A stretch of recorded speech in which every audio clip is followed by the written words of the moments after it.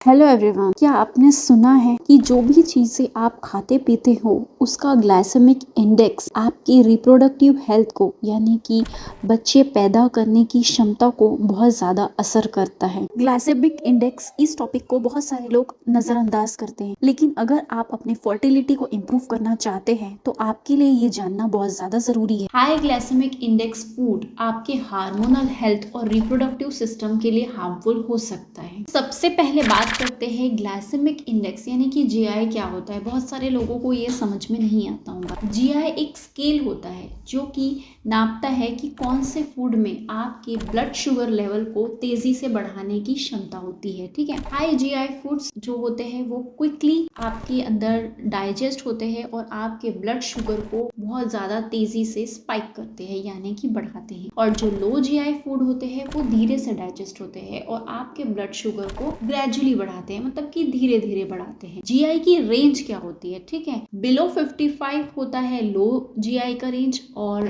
56 से 69 तक मीडियम होता है, और 70 के अबव है तो ये होता है हाई जीआई स्केल। अब आप सोच रहे होंगे कि इसका फर्टिलिटी से क्या कनेक्शन है, तो चलिए इसे भी हम समझते हैं। जब आप हाई जीआई फूड खाते हो तो आपका ब्लड शुगर बहुत तेजी से इंक्रीज होता है, और इससे आपका जो पैनक्रियाज होता है यानी कि आपके बॉडी में एक ऑर्गन जिसे हम पैनक्रियाज बोलते हैं, जहाँ से इंसुलिन हार्मोन रिलीज होता है, और हाई इंसुलिन हार्मोन अगर रिलीज होता है तो ये आपके रिप्रोडक्टिव हार्मोन्स जो होते हैं उनके ऊपर असर डालता है। रिप्रोडक्टिव हार्मोन्स में एफएसएच, एलएच, ईस्ट्रोजन, प्रोजेस्टेरोन ये सभी आ जाते हैं।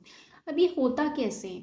जो हाई इंसुलिन लेवल ईस्ट्रोजन और प्रोजेस्टेरोन जैसे हार्मोन्स को जो है बिगाड़ कर रख देता है, और ये इम्बैलेंस होने की वजह से आपका ओव्यूलेशन डिस्टर्ब होता है, यानी कि वो प्रक्रिया जिसमें आपका अंडा मैच्योर होता है और रिलीज होता है, तो इस तरह से ये इफेक्ट करता है। रिसर्च के हिसाब से देखा जाए तो हाई जीआई डाइट से पीसीओडी का भी रिस्क बढ़ सकता है, जो कि आपके बांझपन की एक कॉमन वजह हो सकती है। हाई जीआई फूड का एक और नेगेटिव इम्पैक्ट आपके एग क्वालिटी और ओव्यूलेशन पर पड़ सकता है, जैसे कि जब इंसुलिन लेवल कंसिस्टेंटली हाई होगा तो ओवरीज के नॉर्मल फंक्शन पर भी असर करेगा। ओवरीज टेस्टोस्टेरोन प्रोड्यूस करना शुरू कर देती है, यानी कि ओवुलेशन प्रोसेस तो बिल्कुल स्टॉप ही हो जाएगा, उसके अलावा जो टेस्टोस्टेरोन है वो प्रोड्यूस होगा, उसकी वजह से आपको पिंपल्स के मसले या फिर फेशियल हेयर होना या फिर चेस्ट पे बाल आना और आपका हेयर फॉल सीवियर होना, ये सब आपको शुरू हो जाएगा। अब इसके रिजल्ट्स की वजह से या तो आपके अंडे जो है वो बहुत ही खराब क्वालिटी के बनेंगे, या फिर आपका ओवुलेशन ही नहीं होगा, यानी कि आपका रिलीज ही नहीं होगा एग। अब एग रिलीज नहीं होगा तो फिर आपको बच्चा कैसे ठहरेगा? स्टडीज तो ये भी दिखाती है कि हाई जीआई डाइट से ऑक्सीडेटिव स्ट्रेस भी बढ़ता है, जिसकी वजह से आपकी एग की क्वालिटी और भी खराब हो जाती है। अब ये सब सुनने के बाद तो आप ये जरूर सोच रहे होंगे कि कौन से होंगे ये हाई जीआई फूड जिससे हम बच सके और इसकी वजह से हमारी फर्टिलिटी भी इम्प्रूव हो और हमें जल्द से जल्द बच्चा ठहर जाए। तो चलिए चलते हैं। सबसे पहले बात ये कर लेते हैं कि लो जीआई फूड कौन से हैं जो आपके लिए अच्छे होते हैं। ठीक है, तो ये होते हैं होल ग्रेन्स आ जाता है इसमें, हरी पत्तेदार सब्जी आती है और प्रोटीन आते हैं, यानी कि आप ज्वार, बाजरा, रागी या किनोआ ले सकते हैं। सब्जियों में पालक, टमाटर हो गए, गाजर हो गए, ये सब आपके लिए अच्छा होता है। फ्रूट्स में एप्पल, ऑरेंजेस, बेरीज हो गया या फिर जाम हो गया, ये सब अच्छा होता है।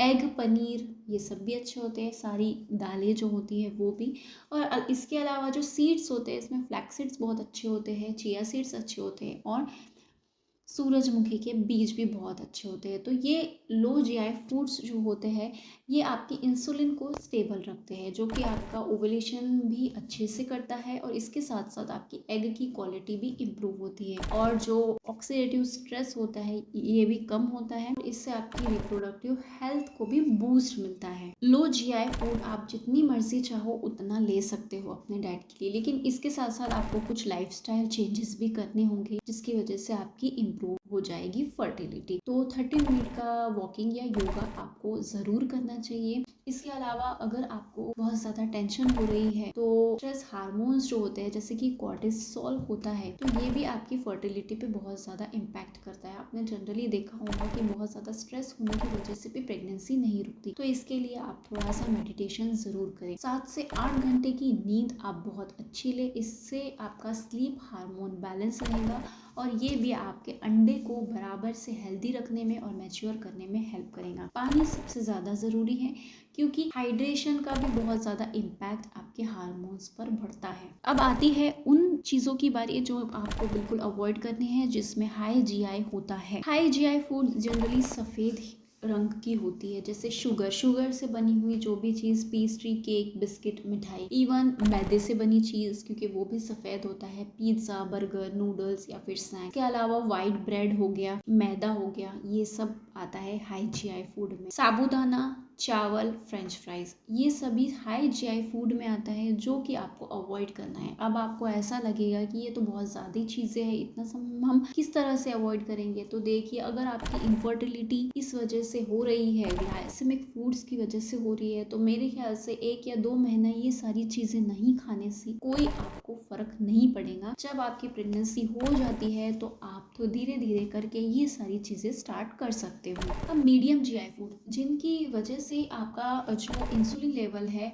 वो थोड़ा सा बढ़ता है, लेकिन आप इतना अगर उसको नॉर्मल रेंज में खाएं तो बहुत ज़्यादा एक्सेस नहीं खाना है आपको, थोड़ा नॉर्मल रेंज में आप इन चीज़ों को खा सकते हैं, जैसे कि सूजी हो गया या इनसे बनी हुई चीज़ हो। गेहूं की जो ब्रेड्स आते हैं या फिर ओट्स होते हैं, ये अच्छे होते हैं। बनानास आप मॉडरेट अमाउंट में यानी कि मीडियम क्वांटिटी में आप ले सकते हो, और ब्राउन राइस जो होते हैं वो भी अच्छे होते हैं।